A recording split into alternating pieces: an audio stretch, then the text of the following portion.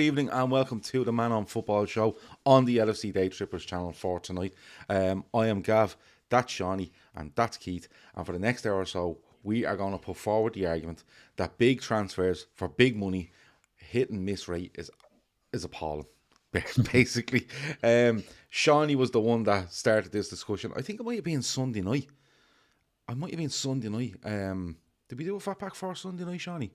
We did. And it was after that we got talking about, because the Luis Diaz stuff was happening, and we were talking about the price of Luis Diaz, and then you were saying this to us. So Seany, I'm going to come to you first. And before I do, like, subscribe, share, lash your comments in there. You're definitely going to have loads of comments to give us on this subject as we go along. But Seany, I'll come to you first because you said, Gav, the hit and miss rate on this when you go over, say, 50 million is mental. And we'll bring up the top, I think it's the top 20, 25 transfers of all time up on the screen in a little bit. But what is it, Seany? Because what stored it? Was it the Luis Diaz stuff at 37 plus 15 add-ons and you went, that's around 50 million. You don't need to be spending mad money, because when you do, more often than not, it doesn't work. What stored it for me was, I seen a graphic on Twitter the other day of like the top 10, 15, well, the big 10, 15 clubs in the world and their record transfers. And I just had a flick through the list and I was going like, not many of them have pulled up trees really. Like, I'm looking at some of the names on the list and I'm thinking, I'm going to actually have a look at that. And then we saw this year, Lukaku trying to go back to Inter. Sancho hasn't been getting a game for Manchester United. Varane was a big money signing in the summer to come in and help an 80 million waste of money that they had. And then there's the Pogba thing playing out again, where it looks like for the second time in a decade, United are going to lose this fella for free after buying him back for, which was an extortionate amount of money in the beginning. And I was just thinking to myself, like, I'm going to actually just skim over and have a look. And I was baffled when I looked at the list of the top 25. Literally between 25 names, you could argue only 4 of these fellas have been deemed a success. And I don't think that's an overreaction. Obviously, we're going to have a look at the list, but it just goes to show that all the money you spent, it doesn't equate. It doesn't always. In fact, there's more of a chance of it not working out. And the bigger picture is, bar probably Chelsea, look at the big oil states. You have City and you have PSG, who have been plundering money into football now for the last decade, we'd say. And neither of them have any juice winning the Champions League yet. So all of this money being thrown about, Newcastle now on the scene, it doesn't guarantee anything. Money doesn't guarantee anything at all. In fact, it would make you more likely to fuck it up, in my opinion, from what I've seen. Based on the evidence anyway. Like, this actually can't be denied. People will come on here and argue about they sell X amount, Y amount of jerseys. I don't give a shit about that. That's not sensible to football fans. But it's about what they've brought to the team in the time that they've been there. And there's some mad ones. Like the tip of the iceberg we'll get onto was a swap deal, which was painted out to be a free transfer, but I'll leave that till the very end because a certain club are still dealing with the ramifications of that signing to this day, and they will be for a long time. It's mad, Keith. We will look at the list, and before we get onto it, when I was actually looking at this list, I was saying to myself, okay, it's definitely happened. There's definitely an argument for it, because when you look at the list we'll put up in a few minutes, you go, yeah, not done great, a disaster, different words come to you, and like Seany says, there's 4 or 5 where you go, yeah, he's done it, he's good, but I wonder what drives it, Keith, because is it agents, is it simply clubs trying to show a sign of power by saying we can throw this amount of money around when it actually doesn't equate to an awful lot when you look at it a bit deeper?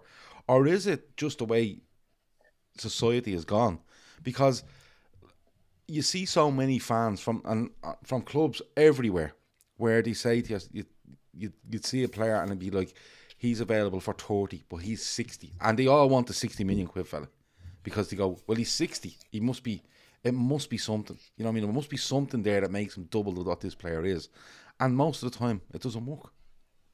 Yeah, most of the time it's just fancy packaging on them that makes them out to be better, and that's so many clubs fall for it. We're going to go through the list in a while, Gav, and there's some quality players in there, and the moves haven't worked for one reason or the other. Whether that's because the player was never the player the club thought they were signing, or whether the players may have done individually, might have done okay, but didn't do what the clubs wanted when they were getting them. Like, there's different factors for them, but some of them are just absolutely bizarre and are ridiculous. And, you know, Sean, you alluded to certain teams. There's some teams are going to be repeating, and you'll see some of the worst transfers are linked to the same teams. And I know they'll be the richest clubs and they'll be the ones that are spending this money, but it shows that spending the most money is not always the best thing. We say it all the time on our shows, it's the right player, not the most expensive player. And when you see some of these, you know, some of the players that have come in, is it the player's fault? Is it the club's fault? A bit of both on some of them. Do you know what I mean? Like, we're going to talk about Barcelona are going to figure heavily on this list. Manchester United are going to figure heavily on this list. And some of the transfers that, I don't know how they've been hoodwinked. We know agents are shitebags and they'll always try and, you know, hawk a player. But we've got lads here in this list that are costing near 100 million. Some of them are over 100 million. And for what you're getting, what they thought they were getting is beyond me. You know, as Shawnee said, you can sell jerseys. That's all well and good. But at the end of the day, you want your £100 million player, your £120 million player to be doing it on the pitch for you. And a lot of these lads just haven't done it. Like, when Shawnee said it, I thought there'd be a lot more hits than misses. It's not even the fee, though. It's not even the fee, because if you were buying anyone for 80 million quid, you're probably giving them £250,000 a week. All right?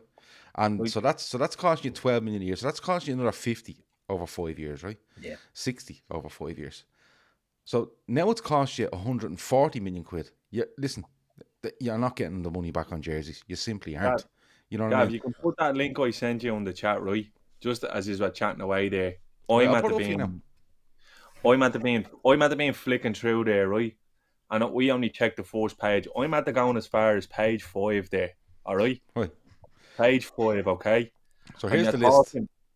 You're talking literally from 37 million to 40 million. So you need to think that maybe now that's not a lot of money, but 35 million for Andy Carroll back in the day would equate to probably around 80 million now. All right? So you have, just rattling them off, this is before you even get to the big boys. Henrik Mkhitaryan, £37 million to Manchester United. Patrick Schick, £37 million to Roma. All right?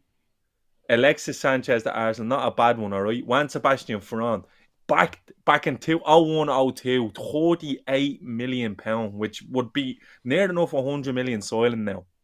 Yeah. You have Shevchenko, £39 million in 06-07. That's massive money. Massive money. James Rodriguez, 40 million in 13-14. And then we're not even scratching the surface here. Like, I don't understand how this all got so out of control. Look, that's the top 20 there, all right? Mm-hmm. And there's Neymar, right? I only watched the documentary the other day. Literally states in the documentary he was bought to win the Champions League. They haven't done it. Mbappe the same. They haven't done it. Yeah, he's been really good. They haven't done it. Ousmane Dembele, absolute dumpster fire. They couldn't give this fella away the other day, all right? Féileacáin, Coutinho, everybody knows the story with him. Joe Felix was never an Atletico Madrid player. All right? Antoine Griezmann, disaster. He's had to be back and forth to the same club. Then you think of his wages. He was on 800 grand a week at Barca, so it was 108 million fee on top of 800 grand a week. Outrageous. Jack Grealish hasn't worked. Not yet anyway, right? Time's still on his side. Ronaldo to Juventus, another disaster. It's after doing untold damage to that club. Yeah. Done it to win the Champions League and didn't win the Champions League. Can I ask you something? And we get into this list comes from Transfer Market, okay? But and we will get into it. But just a quick question for you: how what's your earliest one? What's your earliest? Yeah, what's where you thought back and went, Jesus Christ, that's a load of money, and it's just not happening. My one was Gigi Lentini went to AC Milan in, I think it was 92, right? And it was a world record transfer fee at the time. I think it was 12, 13 million at the time. But this was the Milan, the all-conquering AC Milan team, and he was a winger, left winger, played for Torino, and Milan bought him. And I think it was one of these first instances of I think Inter might have wanted him, or Juventus, one of the other big teams might have wanted this fella, and AC just went in, flexed their muscles, lobbed their Mickey on the table and said, no, we're taking him. Took him. He done okay in an excellent team. He didn't pull up any trees. Now, he's a world record fee at the time. This was, blew everything out of water. And I think he was in a car crash at the end of that season, and his career was fucked after that. But it was the first one that I remember of being stop the press. This was back in the Gazette, the Galazzo and all that, the James Richardson, Channel 4, all that gear. And it was just an absolute disaster class. And it was one that, as Shawnee said, when you equate this with inflation, like, Jesus, struggle to think how much that'd be. But that's the earliest one that I remember really sort of making me think, oh, Jesus Christ, we're dealing in big money here. And that's 30 years ago. When you mentioned this one, I always thought of Dean Saunders, Liverpool. Yeah. With being a Liverpool fan, is one that popped into my head. Dean Saunders goes from Derby County to Liverpool, and I want to say 91. They signed Mark Wright as well, but I think Dean Saunders is looking like £2.9 million. I think he's a record at the time. Yeah, British record. And a British record, and you're kind of going, what? Now he wasn't long at Liverpool. He wasn't. It was just like mad money, and then it didn't work out for him. And that's one that comes back to me, and I go, that's a mess. You know what I mean? And that's just one that's close to me. But I'm sure there's way more, even earlier than that. But that one, Dean Saunders was like, because Liverpool before that, you have to remember, around 87, they're signing John Barnes, Peter Beardsley, and John Aldridge for a combined fucking £2 million or something. You know what I mean? No, I think was Beardsley a British transfer record? Yeah, but he 900,000 or something. No, he was over the million. I think he was. There was the three of them. I think Barnes, I think, was 900. I think Beardsley might have been near 2 million. He could have been. But when you looked at what Saunders was being paid, 3 years later or 4 years later, and what you had at Liverpool before, it was mad to look at the comparison. Absolutely mad to look at the comparison. Shawnee, what's your earliest one? Because when I thought of you and what an early one would be, I definitely thought the Nielsen. To bet is, I was a bit young for that, but one for me, like an early one for me, Varane. I remember Varane. I remember him coming in, having the bandage on his knee and all. And I remember, United had the best midfield in the world at that stage. And it was just, they got him. He comes from Lazio, is it? Yeah. Was it? Yeah. Where did they get him? Was it Lazio or was it? Who? Varane. Varane was from Lazio, yeah. Yeah, Lazio. And he's a bit like Keith said, the goal Lazio. You're seeing him in the highlight packages. And I was at a talk with Roy Keane, and he talked about him saying he was brilliant in training, but just wherever it was, it just never worked out for him. He was a nice guy. You could tell he had his head on, but he just wasn't able for it. And it was £39 million at the time, and that's colossal money, Gav. 2001. Yeah, that's unheard of. Like, you know what I mean? You're thinking to yourself, all right, then there was Zidane goes for 50 and Buffon goes for mad money, but they're brilliant. They go on to be legends. So you're thinking then, okay, well, that's what happened when you do spend big money, but it just didn't happen for Varane. And I remember that going, Jesus Christ, because that was when United were really like the Van Nistelrooys. all the best players in the world were going to play there, kind of, and you are envious, obviously, because they were winning everything, and they just pick up one every summer, and they seem to get it right. But Varane was one of the earliest ones. But when I started to kind of, it really got out of control for me in 08, 09, with 09, 10, I think it is, with Torres, 10, 11, around that time. Mm-hmm. That whole Torres thing, it was mad because it's December 2010 into January 2011. Where that crushed me, me as what would have been 16, I think. You had to go home and walk, didn't you? Yeah, I was walking in the Black Forge at the time. That's owned by McGregor, and it's owned by him now, but it wasn't then, obviously. And I used to walk in the bar, and he didn't have a telly on in the bar, and he used to have one out on in the lounge. And the manager at the time, Brian, was a big United fan. Now I was completely in awe of Fernando Torres as a Liverpool player.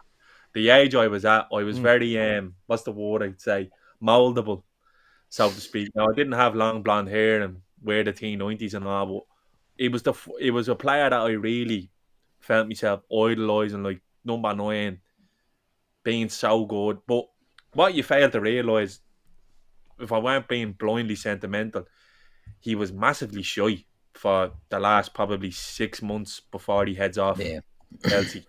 I think the only good game he has is against Chelsea at Anfield, and we all know that was probably putting himself in the shop window. But I got called out into the bar, into the lounge, and he was like, it was Sky Sports yellow bar at the time. Oh yeah. And I just remember the bottom now say Fernando Torres hand in the transfer request, and I was absolutely shattered. I couldn't think. Like, he was like, "You are right." I was like, "Nah, I think I gotta go home." And it broke me heart, and I've kind of stopped myself from getting emotionally attached to players since then. But I'm the exact same. That transfer for me was the one that broke me. You're trying to tell yourself that Andy Carroll is a really good signing, and it started off really well, and that was kind of then. Well, it didn't start for ages. Andy Carroll arrived to Liverpool injured. Yeah, but that wasn't the measure, wasn't it? Like, then every other year then was, I can't believe United paid X amount for X player and Chelsea paid Y amount for X player and Liverpool paid 45 million for Andy Carroll. The only thing that saved us there is that we got Suarez for nothing, more or less. Yeah.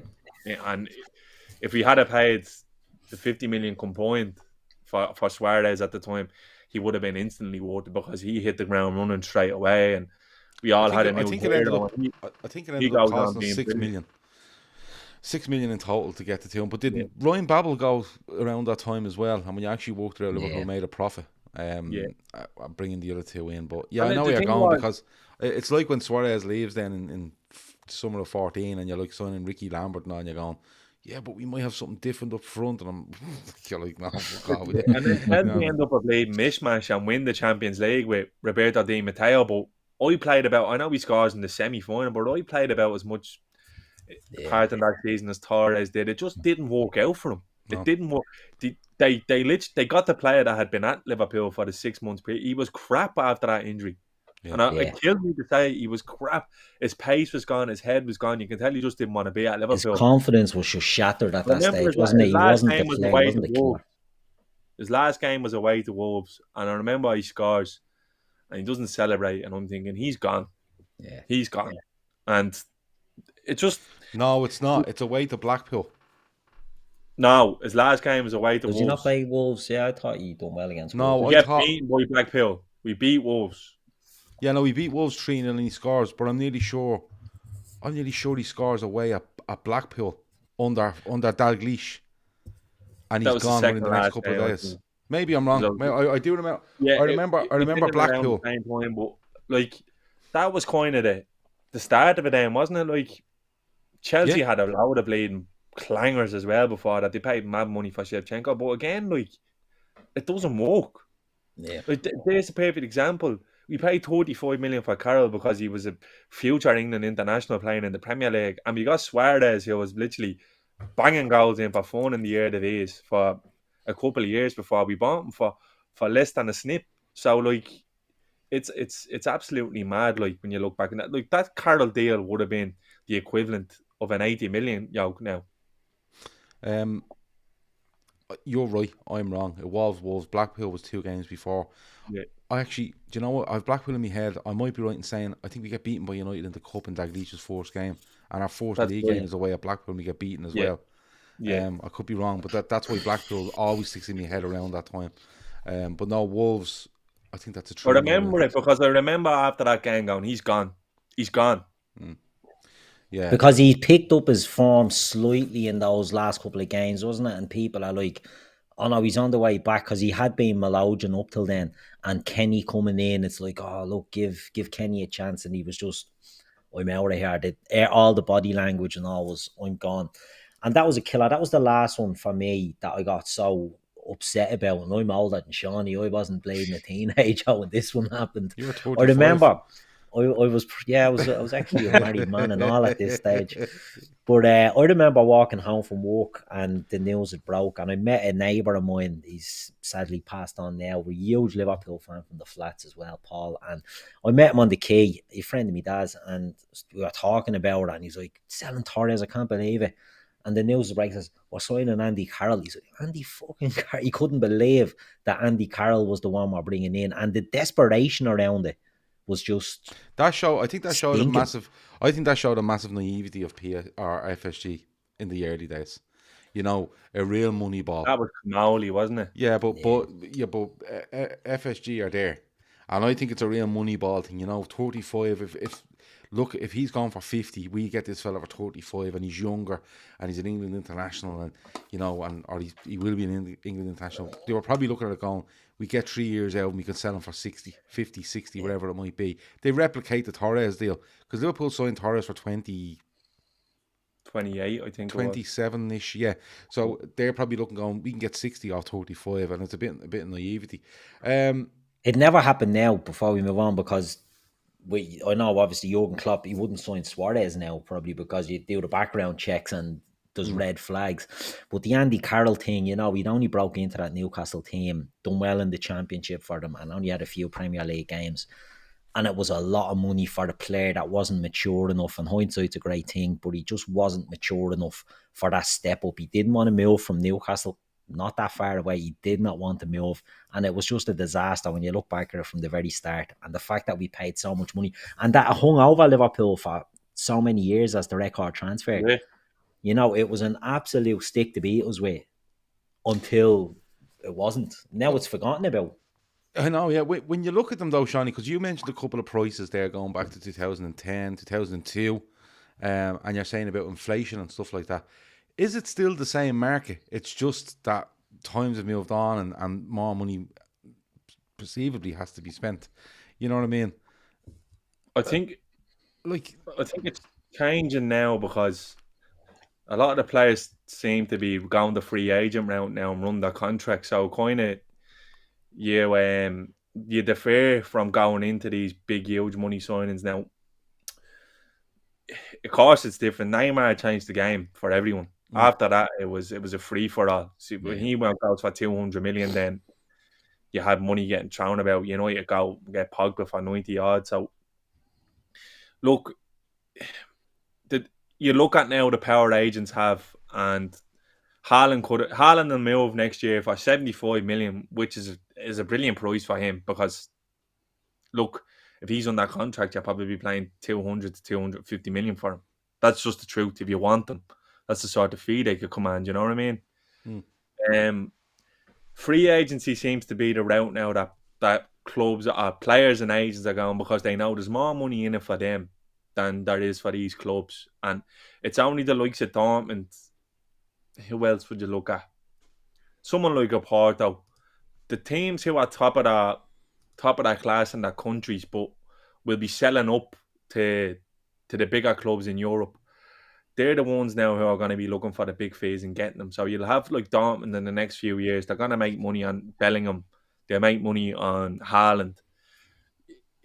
It is changing a little bit because agents seem to be kind of taking over in that aspect. It's not how much anymore with the 10%, 5% of a transfer fee when they know that clients could be getting 80 and 90% of it into their wages, and they could be getting a nice little earner for themselves. So it's changing really, because how much, Shawnee, does society play in it? Because I genuinely look at it now and I think to myself, I think clubs spend mad money on players to appease a fan base. Yeah, 100%. And United are the first class, like they're the first example of that. And the thing is, the funny thing is, Gav, right, we're going on about these transfer fees, but it's like, if a player's a hit, it never matters. Yeah. You know what I mean? Nobody ever talks about if a player's a hit. Like, I couldn't tell you how much Bruno went for, because he's been good. 60 Well, if he was poor, I'd be able to tell you. Do you get what you know what I'm saying? Yeah. So, like, it's kind of one of them things where you kind of ignore it. Like, Van Dijk is the perfect example. Everybody slandered Liverpool for that. And if he'd have paid double now on the day, he would have been worth it. You know, because at the end, what we were speaking about at the beginning here is, it's about where you end up after you make these acquisitions. Yeah. Which tells you whether they were worth it or not. Yeah. Alisson and Van Dijk are worth their weight in gold. They're massive gambles, but they do as they were promised to do. So yeah, because you have the right players around them and the right mix around them. Exactly. Like for me, I look at Neymar's top of the list, and we'll bring it back up in a minute to look at it, right? And we read them all out and we go through them and see who's a hit and who's a miss. But Neymar, for me, brilliant player. I don't think he's the right players around him. I genuinely don't, because I genuinely believe PSG would be stronger if you said, right, we're going to play Neymar here and we're going to get a workman-like fella up front with an Mbappe, right? And just to take a workload even, and it would make them, they're brilliant on the ball. I don't know how good they are off, we always look at PSG for argument's sake and say, yeah, but will they work? Will they chase you? Will they run up and down the pitch all day after you? And like, you look at Van Dijk and Alisson as an example. Goalkeeper, centre back. What do? They bring in a guy for 40 million and they stick him right in front of them. They've two fullbacks, 8 million combined, so it's not big. It's the right players. I think it's the timing as well of the signing. So it's the stage of their career Liverpool kind of get Alisson and Van Dijk in where they're not there yet, if you get me. They're not quite there yet, but they have literally all the tools and attributes to go on and say. So you look at Alisson, came to Liverpool, had 1-0. He wins a championship in Brazil, but 1-0. But he stands now at Liverpool, a Champions League winner and a Premier League winner, and voted best goal, best 11, FIFA, whatever. Van Dijk, couple of Scottish titles, comes over. So you're buying the players at the right time. Whereas PSG are throwing money at Neymar, who's already been there and done it, wins a treble at Barca. The appetite is not there. Do you get what I'm saying? And that's sort of like, he leaves Barca to get out Neymar Messi shadow, but then ends up in Mbappe's shadow, who wins the World Cup. But you know what I mean? Mbappe is the type of player now who, and you can tell, and in fairness to Mbappe, I know he's going for mental money now to Madrid in the summer, wages wise, but he's hungry. Yeah. He's hungry. Yeah, and Madrid, they're not in the best shape, but he's going there now, backing himself to say, I'm going to bring us back up to the level you were under when Ronaldo was here and you were winning Champions League, because he's backing himself. He's pulling out of Neymar slipstream and everyone else, and he's saying, I'm going for Ballon d'Or. This is that's his outlook is. It is a footballing thing. He wants to try a different country, but he's definitely looking at individual accolades, because he's in the shadow there. Because you can end up with your fucking trousers around your ankles like United with Maguire. He's a good World Cup, and they end up paying 80 million for him. But this is what I wanted to ask, right? Couldn't be further from a Manchester United centre back. I know. Well, I've always said it. If he was signed for 30 million 3 years ago, he'd be gone by now. But he's no better than Lindelof, who was a 30 million pound centre back. But this is what I wanted to ask, Shawnee. I'll say it to you, Keith. Then Shawnee mentioned something there. It's all about the right time, right? Now, how do you dictate the right time? I think it is when a club is comfortable in itself, confident in itself, confident in its process, its manager, where they're going, what they're trying to do. And you can go in and sign a 30 million pound player because you're confident in what you're doing. You can sign a £40 million, a £20 million, and Liverpool have done this. We use them as an example because even though this is a show for all of football, we're all Liverpool fans, so it's easy to talk that way. Yeah. We know more about that. And Liverpool go and do that, and they're comfortable, and they'll say, yeah, do you know what? We really need a goalkeeper and a centre-back, so we're going to put 150 million on the table there, right? Now we'll get on to Coutinho in a bit. But they could have easily done 4 £30 million players with that money. They didn't. They done 2 £75 million players in or inabouts, right? But that's because Liverpool knew where they were, knew what they wanted to be, knew what they needed, and identified it. How much, Keith, is it that the right time never comes around for some clubs because they've no confidence in what they're doing, no plan, and the fallback is when you don't have that, you've a fan base that's just bubbling away, waiting. So the best way to quell that is to go, bang, 90 million on him, bang, 75 million on him, bang, 60 million on him, for no fucking reason. They're not. You don't look at them and go, that's going to work. Is it all a case of where the club stands and how confident they are and what they're doing? I think it is. I think it's a massive thing. Yeah, it's no coincidence that you touched on it there. We're Liverpool fans, so we'll use Liverpool as an example. I don't think there's many clubs that get as many right as Liverpool. On the Klopp era, I don't think there's anyone even comes close, because people would say, "Oh, Dortmund and other club Bayern." Like, there's been a lot of misses at them as well, and we've been lucky because we look for the right players. Now, we went out, we had a need at goalkeeper. We tried to solve it with Loris Karius for fucking 5 million or whatever we paid for him, right? It didn't work out. And we knew we had to get the best in class then. We went down one route. It didn't work. We had to get best in class.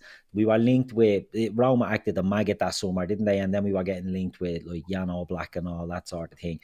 But Klopp knew, or the team knew, this is who we want. This is our target. We're going to get this fella. And they got him, and he was the right player.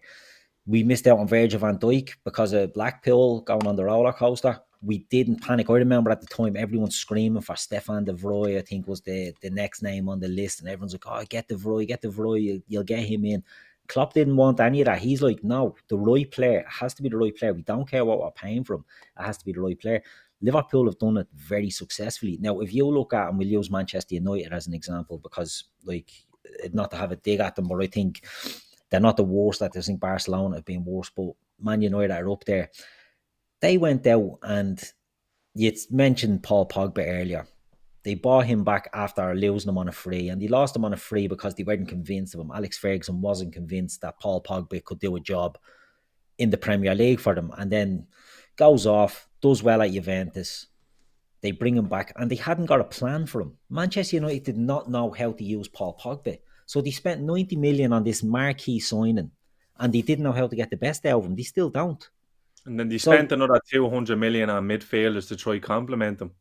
And it hasn't worked. And this is the thing. That is poor planning. That's a team that really looked and just had to chase. It had to be the big fancy signing. They had to gazump people. Do you know what I mean? They have to go and get a player because their rivals wanted them. I mean, Alexis Sanchez, Man City were linked with him. Boom, we'll take him. That's the worst transfer in the history of transfers. Yeah, he's getting a chat in a minute. But they done the same with Fred as well. Man City we haven't went near Everton, who will literally go bust. Yeah, with the way they're going. And I'm not saying that Sigurdsson 40-odd million. Yeah, I'm not saying like they have no like resellable assets really. Well, let's go through this list, and we just go from 1 to 25 and see how many hits and many misses we have. Someone in the chat will keep a list of hits or misses, or someone with a pen there. There's so many good examples flying in the chat of teams. Well, we had one there. I forgot to read out. Gaisca Mendieta. He's in teams of the year 99 and 2000. Signs for Lazio for 48 million. It was the 4th or 5th highest of all time at the time. One season. Yeah, crazy. So Italy was a mad shot back in the 90s. Italy was the Wild West. It's what the Premier League is now. And they suffered. The suffering came probably about 10 years later then. Exactly. So let's have a look at this, right? So, number 1. Neymar, £199.8 million. Hit or miss? Miss. Keith? Miss for what he was brought in to do. Okay. I mean, he's injured all the time as well. Yeah. And he makes sure he gets back to the carnival and his sister's birthday every year as well, doesn't he? Okay. He's injured every year. He's injured. Yeah. He's out for 4 or 5 months every season. Kylian Mbappe, £130.5 million. Hit or miss, Shawnee? Another miss because they're going to lose him for free. Yep. And all he's done is won them league titles. It's not enough. Okay. Yeah. It I is- agree. In my opinion. Yeah. Okay. He was bought in to win. I think if they'd have bought Mbappe and hadn't have brought Neymar, it might have been different. They bought the two of them. I mean, they're to the one club in the one season. More or less. Yeah, was it? Yeah, he came in on loan, didn't he? And then they Mbappe had goes to on loan first. So, yeah, and but it was a fiddle with Monaco with it. It was like give him on loan to be FFP or some shit like that. Yeah. But that's two. They done two of these players when it meant he couldn't build a team around. So it was never cohesive from the start on that. Shane That's Downs- 340 million. Shane Downs says, I don't know if this is right, but he said he's only played 80 league games for Paris Saint-Germain since that's 2017. mad. Yeah. Sounds right. It's probably is Okay, right. here we go. Ousmane Dembele, £126 million. Miss. Miss, Jesus Christ. That's That's that's at grand. least the other two got numbers. The other two Right. done digits, just didn't win the trophies. This fella was a disaster. We're three for three. Philippe Coutinho, £121.5 million. Hit or miss. Oh, fail. Or fail. Yeah. 4 for 4. João Felix, £114.48 million. Paid by Crack Atletico him. Madrid. He's not hardly. At the moment, I'm going to say miss because he went to the wrong club. I think Shawnee said that. He's not an Atletico player. Yeah. They won the league. Do you know, they broke up that Real Barca thing. I think the other two might have helped them along. But He think- had Barcelona player written all over him for me. yeah, Griezmann, disaster. Right, here we go. Nearly Antoine Griezmann, £108 million. Hit or miss. yeah, possibly missed. the worst Nearly of the lot. bankrupted the club. Yeah, Okay. possibly the worst transfer of all time. 6 for 6. Jack Grealish, £105.75 million. Miss. To Man City. So far, At miss. the moment, Miss. early doors, admittedly early doors, but Yeah. miss. I think miss because I think there's no way he does anything other than becomes another squad option for them at Man City. I think, he's not going to be, I don't think he has the character to put the team on his back and become the main man there. So I think no matter what, Man City will win leagues and cups. And I don't think it'll be down to Jack Grealish being the man. So I can't see him being a hit. Everything went through Jack Grealish at Villa. Everything. But now City look to go for me from all angles, so he'll become more peripheral in the game. I still think he's a cracking player, but and we'll hold I think it's probably too early to make judgment. No fair on him. It's That's not all right. looking good. He's the first one to break the duck. Fair play. João Felix, you could nearly say the same as well, but They're trying to get rid of him now. Every window. but he's 90. He's into his third season there. Yeah. Well into his third season. Cristiano Ronaldo to Juventus, £105.3 million. Disaster, as Shawnee said. Miss all over it. Scored a lot of goals for them. Of course he does. That's what he does. Yeah. Doing it for Manchester United. But One the team suffered. One golden boot and one Scudetto in 2 years, which is, it's like, it'd be like Celtic not winning the league with Larson there. Yeah. Okay. It really, we said this about Mbappe and Neymar. They were bought to win the Champions League and they haven't won the Champions League. He was bought to win the Champions League for Juventus and he didn't win the Champions League. So, and they had to essentially give him away. So, miss one of the worst. Here we go. Eden Hazard, £103.5 million from Chelsea to Real Madrid. Miss. Fucking brutal. Okay. Romelu Lukaku, £101.7 million. Wants to go home. Chelsea. It feels unfair now at I this think stage. he's been horrendous for Chelsea. Stinker. Yeah, stinker. I think they play Arsenal on the second game of the season. And they beat Arsenal, I think it's 3-0 at the Emirates. And Lukaku bullies Arsenal all day long, right? And rightfully so, because Arsenal were atrocious. I think they were beaten by Brentford on the first day. Yeah. They get beaten down by Chelsea, and I think they go away and lose the third game as well. But they were all going on about, this is what they were missing. This is the missing link. Look at him. He's holding it up. He's passing it. He's moving. He's scoring. He's doing whatever. I don't think he scored. He might have scored today. I think he did. And I'm looking going, calm down a bit. This Arsenal side are all over the fucking place. And he's been injured, he's been out, he's had a fucking hissy fit, he's had to do a public apology to manager, fans, backroom staff, the board, everyone. You know, and It's I'm only kind of going, February. this is fucking mad. It's a stinker. But look, that's how it is. Paul Pogba, £94.5 million. Miss. Look, Gary, you were speaking the other night in on Xbox with my mate Darren, he's probably watching, massive United fan. Yeah. And Pogba, bar his first season, has missed a half of the season every year since. Well, your friend said to us something the other night, and I want, if someone can check it, he missed reckons 220 games. Right, so he's there since 2016. 16. So 16, 17, 17, 18, 18, 19, 19, 20, 20, 21. So that's 5 seasons. Okay? 5.5 seasons. So how many games has Paul Pogba missed for United in that time? I think he's been an unmitigated disaster. And it's again, Keith said earlier, Ferguson wasn't sure. Paul Pogba could have been the catalyst for Manchester United if Manchester United had built around him and built properly. Yeah. But he had this attitude of, who's the next one we're going to go for? Like, Paul Pogba wants freedom in the pitch. What you want to do is you want to say to Paul Pogba, we're sitting 2 lads behind you. We're going to go out and sign Fabinho and Kante, and you're going to play in front of them. And you do whatever the fuck you like. Because we're going to put 2 wide men each side of you, and a fella up front, and you're going to be the assist maker, the assist king. Right, and you won't have too much coming back. When you watched him at Juventus, he played the left of a diamond, right? And he worked hard, but it was strong running. They wanted to get him on a strong running with the ball, moving, committing people. At United, they thought he was some sort of quarterback. And what happens is, when United didn't have the ball, he was the easiest thing to get at.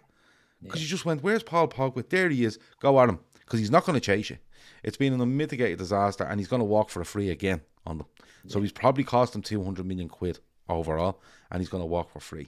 And you know what, can I just say, I've never seen anyone in Dublin with a Pogba jersey. So I don't know where, the jersey sales, there's a lot of Man United jerseys in Dublin. I've seen very few Paul Pogba ones. Do you know what I mean? So What we can't year even did Pogba put him come down. back? 2016. He's played 143 league games since then. 143 league games. In 6 years. Yeah. In 5 seasons. Yeah. 16, 17, 17, 18, 18, 19, 19, 20, 20, 21. That's And 5. this season. So that's 5, 150. That's 190 league games. 200, about 210, 215 league games. How many has he played? He's played 146 league games. So he's missed And 70. He's missed 70 league games. Yeah, and 3 of them were before he went. Okay. So he's missed 70 league games since he joined Manchester United. That's 2 seasons. Okay. Pretty and much. that's without bringing Red card. cups or anything else into it. Yeah. Okay. Right, moving on. Gareth Bale. Big hit. I think it's 90 the million. first hit we've had, yeah. But there's a caveat on it as well, I suppose. If he wasn't from Wales, if he hadn't kind of carried on the way he has in the last few, he won 3 Champions Leagues, but he won 2 Champions Leagues. And won them for them. Won them, yeah. Yeah. And won cups and won leagues. I was the main man to win them. I think he was a hit. But it's just tarnished by what he became, wasn't it? He became a noose around their neck that they couldn't shift him because he was playing golf and he was earning a fucking fortune. And that's the danger when you're paying these players. And I'll put it back to Liverpool again, like I always do with Liverpool fans. When Liverpool sign a player, Sean, you said something about hunger earlier. They want to bring in these players not on low wages, but incentivized wages so that they're hungry to succeed and hungry to earn their corn. Gareth Bale was brilliant at the start for Madrid. But then it just became too comfortable and he had no real desire to push on and get it back. And it's a shame the way he's himself in the culture of Madrid was the big thing with him there. And all of them come out saying about him, because it's mad. Like in Spain, they have their dinner at 11:30 at night, 12 o'clock at night. So you'd be sitting down at 12 o'clock when we'd be probably going to bed.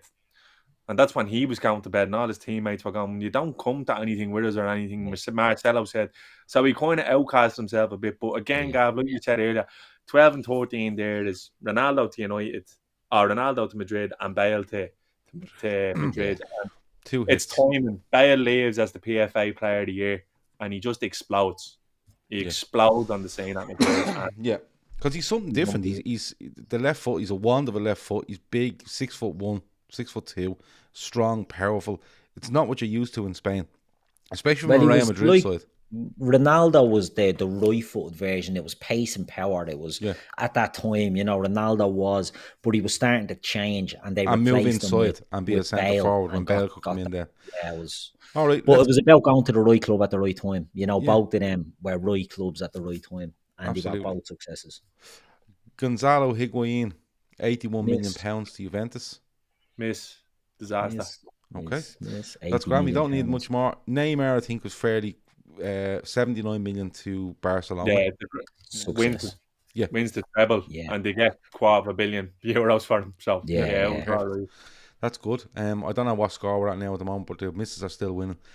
That's only 3 successes. Harry Maguire, 78.3 million. Well, I'm not skipping over this one quickly. I'm telling you that now. Unmitigated disaster. I think absolute one of the worst of all time. You have talked about Alexis Sanchez, and you've talked about Ronaldo coming back to United because City were interested in him. I think that's a reaction to what Liverpool done with Virgil van Dijk. It is.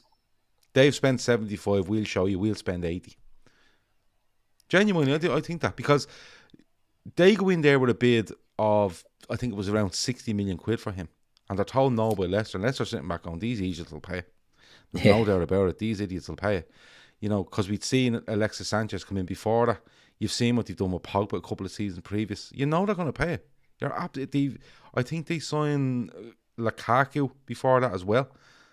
But this fella, and I keep saying it, if he'd have signed for Manchester United for £35 million, he would no longer be there.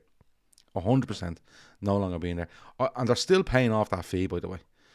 19, 20, 20, 21, 20. He's only in his 3rd season at Manchester United. They're probably still paying that for the next 2 years. That's one of the biggest misses I've ever seen in my life, ever. Couldn't agree more. It's another case of not doing the proper background checks on a player, because Harry Maguire does not have the mentality or the character to be an £80 million leader and the building block that Manchester United needed. Harry Maguire is a number 2. He's a centre-back that could have gone in, but they already had Lindelof and they already had Bailey, and they already had these type of players. When they needed an alpha, we bought Virgil van Dijk. He was an alpha. He went in there from the minute he got in there. He was the daddy, and everything was better.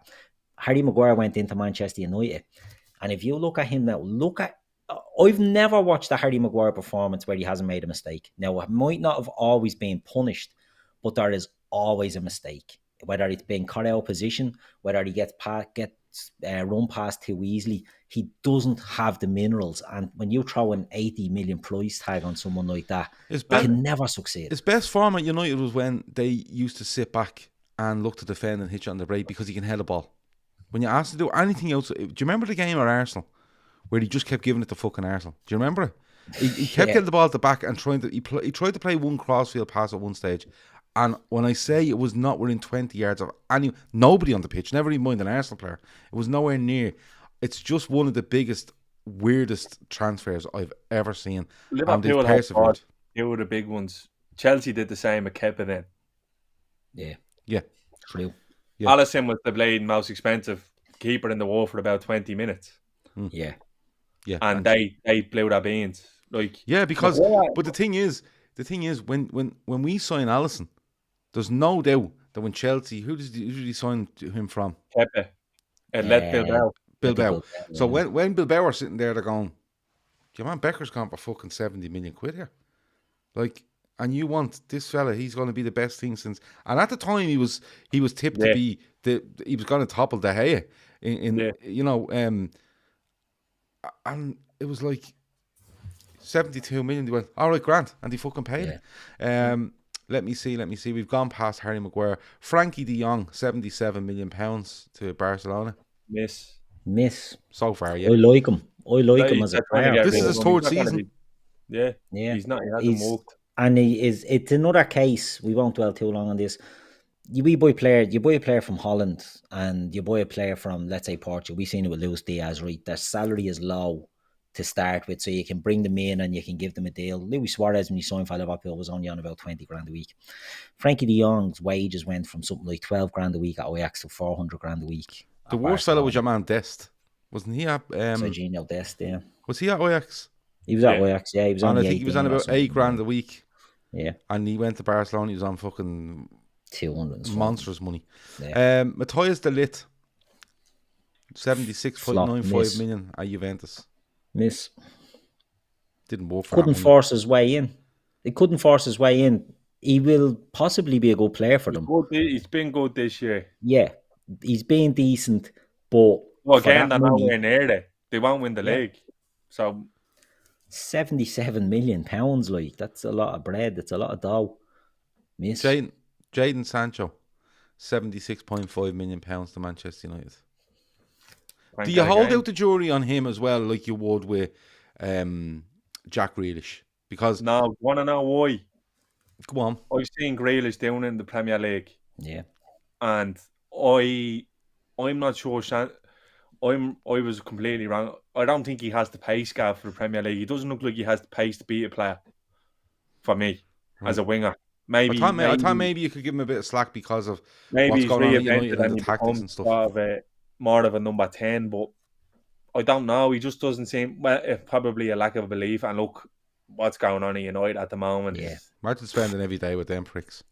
Yeah. Oh, 350 grand a week. Doesn't have to scratch himself. There's no desire. There's no hunger. Okay. Flop. Romelu Lukaku, 76.23 million to Manchester United. Disaster. Mad, isn't it how the names are repeating in this top 20? Yeah. Shy. Flop. Okay. Goes to Inter, he's good, but... Yeah.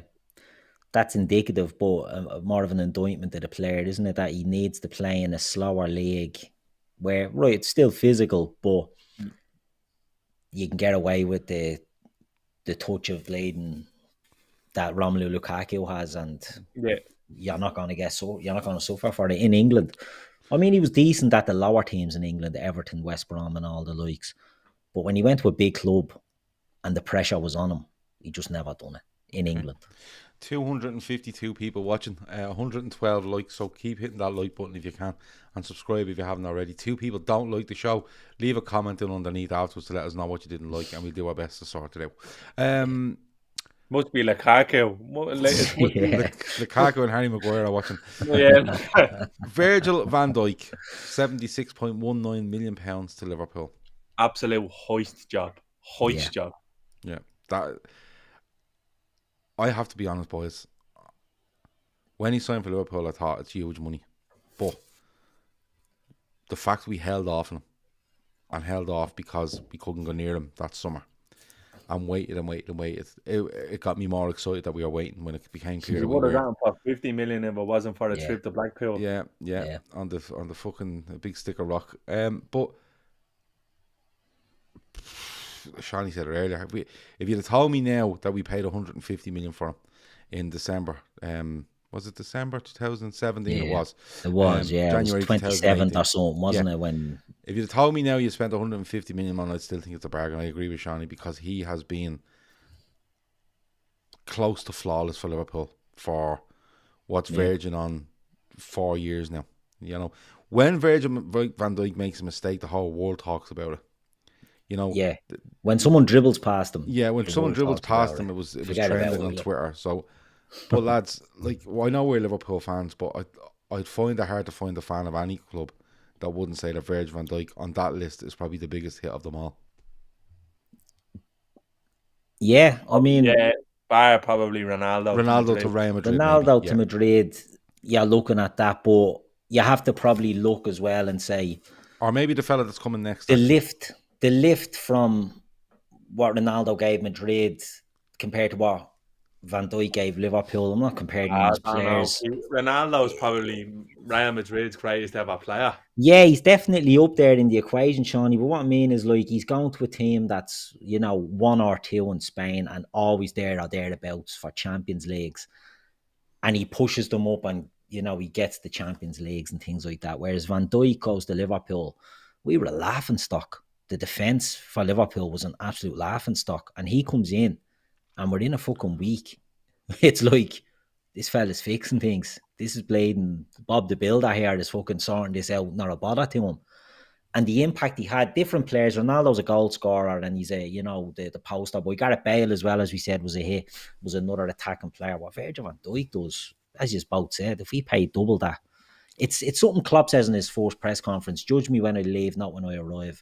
And that's how transfers need to be judged. What they do while they're at the club, rather than when they sign them. And it's something that, like, Everton win transfer windows regularly when they proclaim, we signed this player, and the player turns out not to do much. And other clubs are the same. You judge them at the end. And what we've had with Van Dijk, look, this season he's recovering from a bad fucking horrific injury. He's still playing well. What we got out of him, the return on him was just outrageous. I think he's one of the best transfers of modern time, but I can understand Ronaldo was definitely up I think when it really stood out to me, like, he does come in 17, 18 when we're looking for top 4 and we're looking for we go on that run to the Champions League final, and I'm not too. Does he play against Rome in the semi at home? I have a feeling he doesn't. Does he? Yeah, he did. Yeah, did he? I thought it was a European game there and he missed during that. But anyway, it's the final where I look and go, fuck me, he's good. And the reason being is because when you look at what Real Madrid had on the pitch, he was walking around that place as if he owned it. Like, he was lit. When the ball went up near Ronaldo or whoever, Van Dijk was just taking it going, fuck off, and playing football. And I just went, he is just, like Shawnee calls it all the time, he's the most alpha of alphas, isn't he? And he's just a ridiculous signing for Liverpool. And when you see him this season, people go, is he a yard off it? Like, he's been out for 10 months, he will get drop-offs and he might get a bit of fatigue and stuff like that, but I wouldn't take nobody over it. For me, he'll be up there when he retires with John Terry. That's like that's how good he is. Yeah. Now, sorry, Shawnee, Olivier's gone through this list. Salah is on page 51. Yeah. There you go. That's a good one. Sorry, we got bet into that list there, so there's loads of comments flying in, but keep hitting the like button. We're nearly there. Go on, Shawnee. He'll be up there. Like, he'll be remanded as one of the greatest to ever play the game. Yeah. And I thought, like, I think there's opposition fans a bit in denial at the moment, but he's kind of transcended what it is to be a centre back now. A couple of more Premier League titles and you put him in there, up there with John Terry for me. He'll like, I know he's a bit of a prick now, but let's not forget, like, John Terry was, he's very good. A ridiculous centre back, and the fact that you're putting him in that up in that echelon with him, for me, is it's unbelievable. He's had probably the biggest impact of any one signing we've made since Klopp. There's been a few catalysts, but I think Virgil is the rock the house is built on. Yeah, 100%. Right, Luis Suarez, 73.55 million from Liverpool to Barcelona. Huge hit. He's a legend there. Big hit. Yeah. Win the Champions League. I think he's the third top scorer of all time. Yeah. Absolute hit. Yeah, he was unbelievable at Barcelona. And I'd say like the person that pulled the trigger on letting him go is probably still getting slaps across the back of the head up until this day. That was another thing that forced Messi out of there as well, that caused Messi to nearly fall out of love with Barcelona, because they forced Suarez out. The irony of this is that's a product of the shite you see in the top 5 of the list. Yeah. So that's the fallback,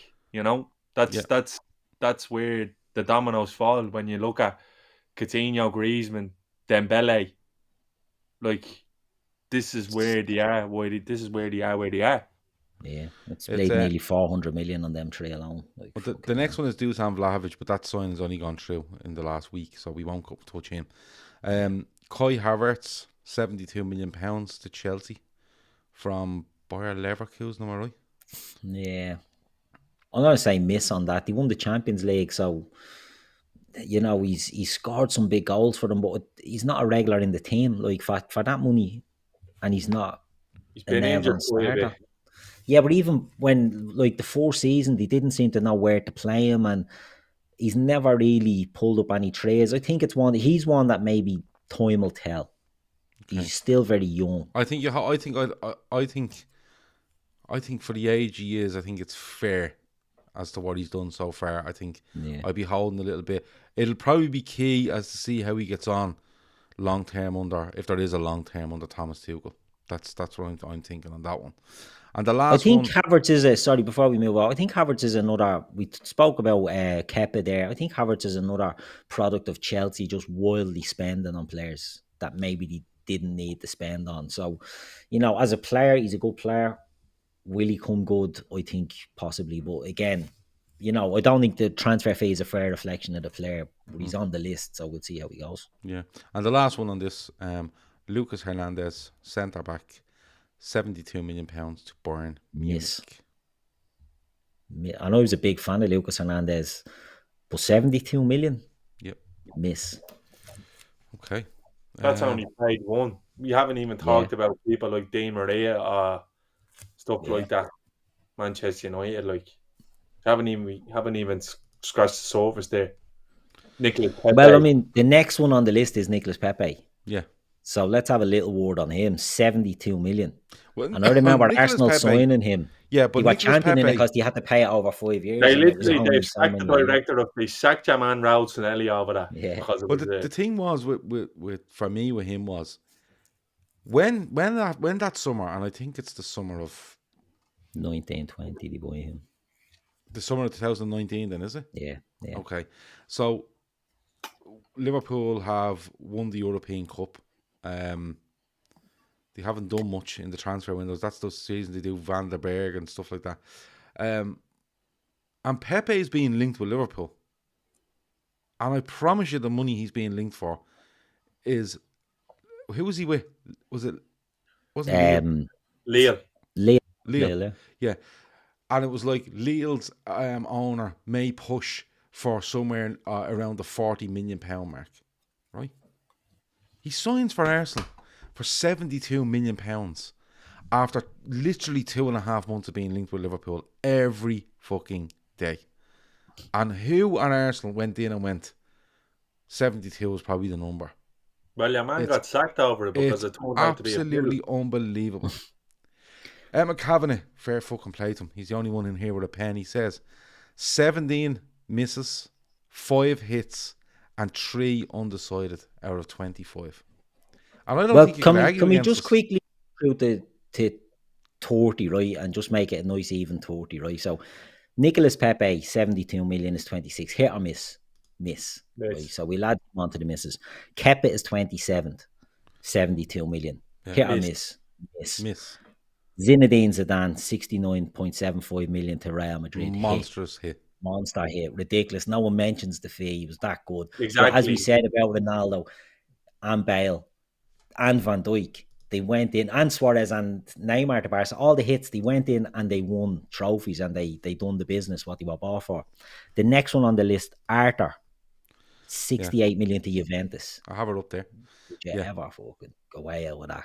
Yeah, that was a stinker. And Kevin De Bruyne is last. And Kevin De Bruyne makes up the final space. Yeah. So we'll put De Bruyne and Zidane there as hits and the other 3 as misses. So that gives us a nice 20 misses out of the top 30.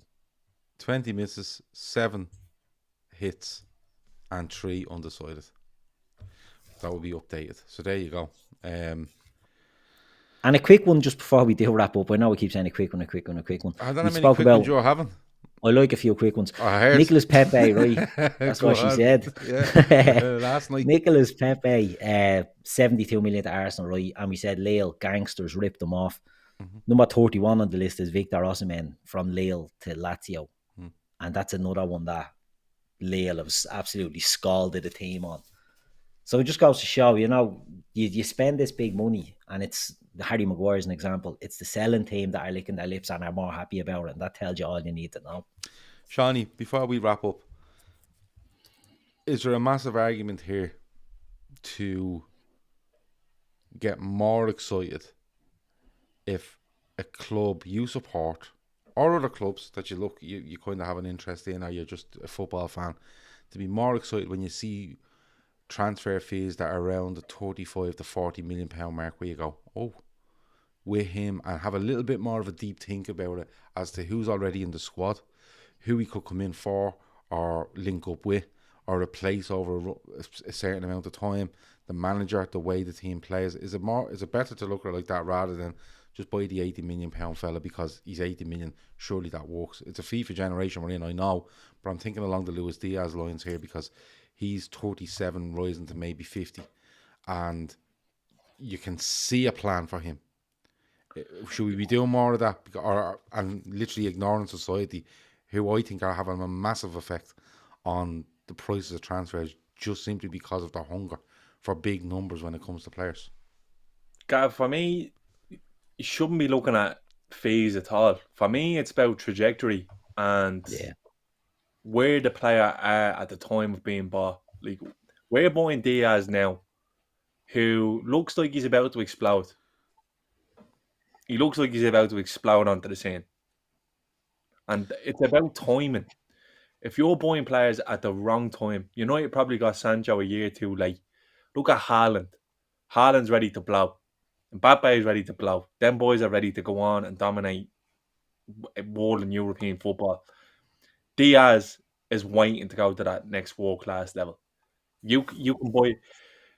Di Maria is a prime example. He's man of the match in the Champions League final. He's world-class. He's performing at a very, very high level for seasons before. And he's pushed out the door at Madrid. Yeah. And he's pushed to Manchester United by his agent. And it's a disaster of a move. So price shouldn't come into it. You should be looking at whereabouts the player and the type of player that they are and their attitude. Like, Julian Alvarez looks a great one for Man City. Looks like he's going to be ready to go in a couple of years. You should be buying players who want to be there. You should be taking players who want to be there. Timing is huge in this. Like, everyone is going mad about your man now. I'm looking at it like this about your man Fabio Carvalho, right? Oh, sorry. Now you That's say a grade. Now you say it. Well, I Zoco don't says know whether David I Lynch think that was- has I just think it's reported the deal is complete for Fabio Carvalho, and Melissa Reddy has confirmed it as well. The fee, right. the fee is the fee they agreed on deadline day. Okay, well, look, listen, there's one, for example, right? So Fabio Carvalho couldn't have signed that deal and could have went to Dortmund, right? Mm-hmm. He goes to Dortmund, everyone in their fan base is losing their head in the Liverpool. But for me, you dodge a bullet because you're not getting. He didn't want to be there. Yeah. So it's about that. It's about that, and this is why United will struggle, because they have so much money to buy players who won't want to be there. Yeah. So what you were trying to say then is that when you look into all the different stats and the different feedback you get from all different departments within the club, you literally have to you have to include the transfer fee in it. And I know that sounds like a really silly thing to say, because the transfer fee is key. I do Bellingham tomorrow because I do for 70 to 80 million because he's ready to go.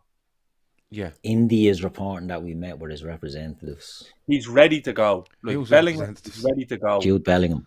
Does take a hold of Anfield? Probably met with him already. There's a big gap there for the young midfielders of the next generation that are gonna kick on. Like, you're Gravenberch, you're too many. You have Declan Rice there. I know wherever you have players like him who are going to be on to be the stalwarts in the game over the next. And at that age as well, and Declan Rice is right to be included in there because he's at that age where he's ready for that step. It's about environment. The big thing is, right, forget about price tags. If you don't have the right environment for a player to thrive in, they're not going to succeed, no matter how much you pay for them. 100%. And I think that's where Arsenal deserve a little bit of credit, because he's at the fucking Aubameyang out now. Yeah. And he fucked Ozil out. So he knows here, there now, Arteta. I've built this. He's nearly got rid of everyone there, I think. I think it's absolutely his squad now, yeah. Yeah, it's his squad now. It's hit the mentality that he's created. Klopp knows He's bringing Diaz in. They would have looked into him. What's he like? Has he got a missus? Has he got a kid? Is he gonna settle down? What's his personality like? There'll be no bad eggs. Whereas you're going into United, they're gonna buy Declan Rice. They will. They'll be top of the queue for Declan Rice because they're the only ones who pay the money. Well, they wouldn't loan Jesse Lingard to Newcastle. And you have Lingard coming out now, turning around, and the club are putting out to the PR machine, United, that he's having mental health issues, and he's at the coming out tonight. He's after tweeting, I've seen that. Yeah, so he's tweeted that it's been advised he takes some time off for personal reasons, but he said he's ready to go 100%. And this is where Mo Salah's got to be careful in terms of looking at his next move. Like, you're literally going, Lingard could sign for Liverpool tomorrow and he'd be fucking brilliant. I guarantee it. So it's about environment. That's what I'm trying to get at. It's not about price. It's about environment. And if you look at the circumstances of all of those players I bought under, it's either 90% dick swinging, and 90% panic. Yeah. There's no foresight to what they're doing. Yeah. I 100% agree with you. Keith, we finish it up now, but I know it's an obvious thing to look at the transfer fee because that's what dictates if he goes or not, right? But what I'm trying to get at is how big of a thing, when you have all the analytics, that's great, and really fit and stuff like that. And teams, I don't know how much they do it. I presume they do loads, but then you see when they pay what they pay for certain players, you go, well, do they? Like, sounds a bit like the fella in the analytics is fucking playing Xbox all day, the sort of way, and he's not doing much. But what I'm saying is, how much it has to come down to what you're offering the player as well. Because you said something earlier, you went, Jadon Sancho, will we hold off? What do you think? And you went, doesn't have to do with tap.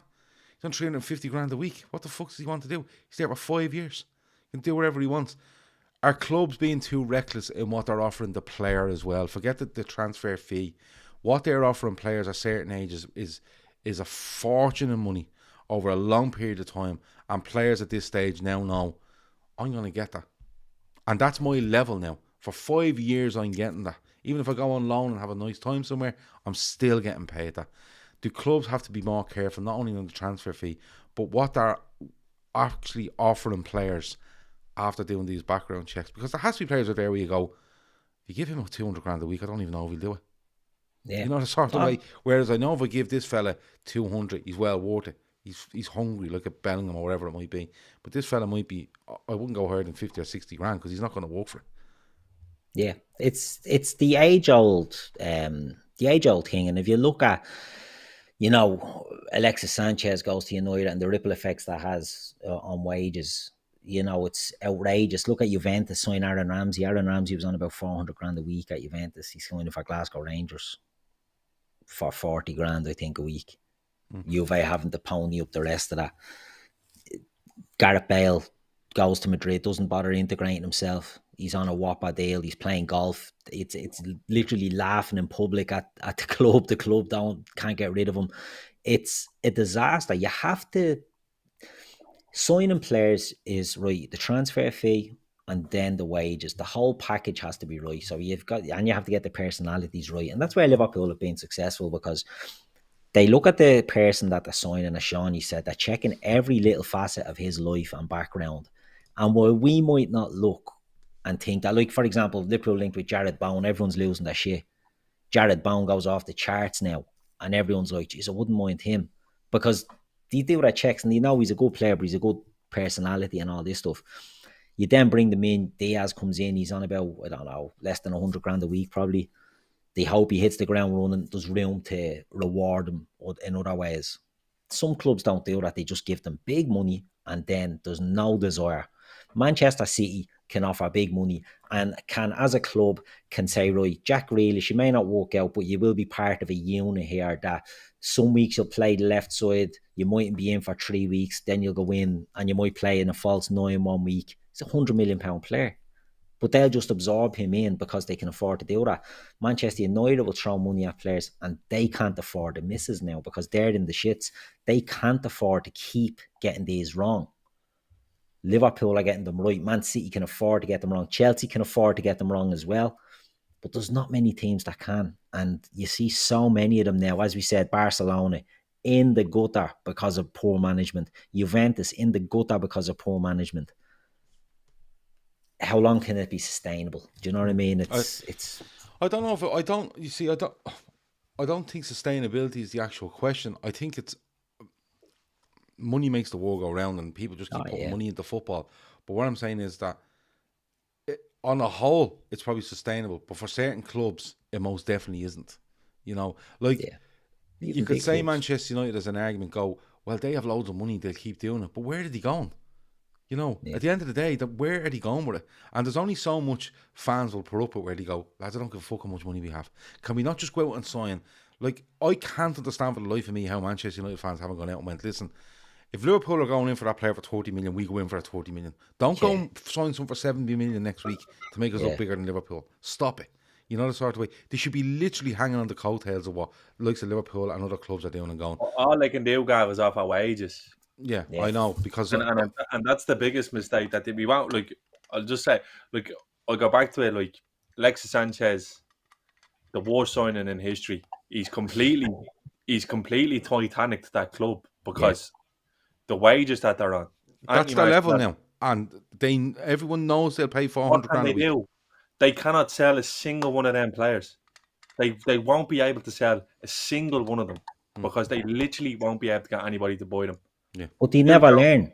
Rashford is on 300 grand a week. Yeah. They brought back Dean Henderson and gave him 150 grand a week as well, and he's their second choice keeper. So how are you going to get these lads out the door? Yeah. Like but you see that's the thing. You might be able to get them out the door, right? You can take that hit, right? As United, because of the money making machine they are. But it still doesn't change the fact that you're going to continue doing this. You know what I mean? And you're going to continue doing. You're going to get nowhere. All you're doing is buffering hits all the time. And that's what I'm saying. And that's why I thought it was a brilliant topic when Seany said it the other night. He didn't put it forward as a topic. It come up, and then we said, what we talk about? And then we went, that what we were talking about on Sunday is really good. And that's where when you look at it and you think to yourself, if you named the best Premier League 11, I wonder what the value would be as opposed to the 11 most expensive players in the Premier League. Just as a little thing. But we might come back to in a year's time or at the end of August when that list of 25 may have changed a bit because clubs are out of COVID now and all sorts of stuff. There should be a lot of money spent in the summer, and you may see some of those 25 being replaced on that list. 600k for 3 keepers a week, says Reclaimer at Manchester United. So there you go. Seany, it's been an absolute pleasure. Anything else before we go? No, it was brilliant. I enjoyed it. It was kind of a deep dive and having a little look there, and it just, like, I think we all agree that it doesn't work. Yeah. It does not work. It's as simple as that. Unless you have a Klopp and a system, it doesn't work. You can throw like as much shit at a wall, it won't stick. We haven't even mentioned Wan-Bissaka tonight. Yeah. Here, I wouldn't trust to tie his laces. Yeah, well, there you go. Like, there's so many more outside of that list, but we thought we'd go for the top 25 and see where they went. By the way, Gav, everyone, I can't see anywhere that Carvalho thing being agreed. Yeah, someone said it there. David Lynch. David Lynch hasn't said that. It could, maybe it's in one of his pieces. Who said it? I was seeing it on Twitter, alright. Alright, anyway, listen. I'd imagine it's done anyway, to be honest. Anyway, look, it doesn't really matter. It was just something that popped up there. Keith, it's been a pleasure. Anything else before we go?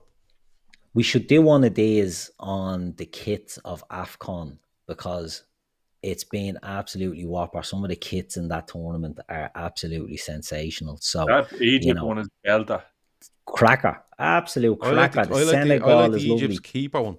The blue. Yeah.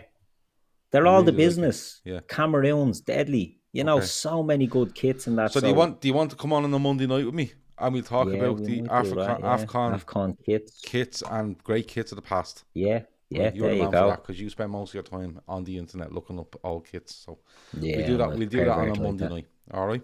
Probably not next Monday, but one of the Mondays. Monday. Get free. Yeah. Okay. 100%. 9 till 10. 9 till 10 on a Monday. Right. That is it for tonight. I'll be back at 2 p.m. tomorrow. Keith and Kev are back with Sports Unplugged tomorrow night at 10 p.m. Full-time Reds after Cardiff on Sunday. Fatback 4 on Sunday night. And yeah, have a good one. Over now.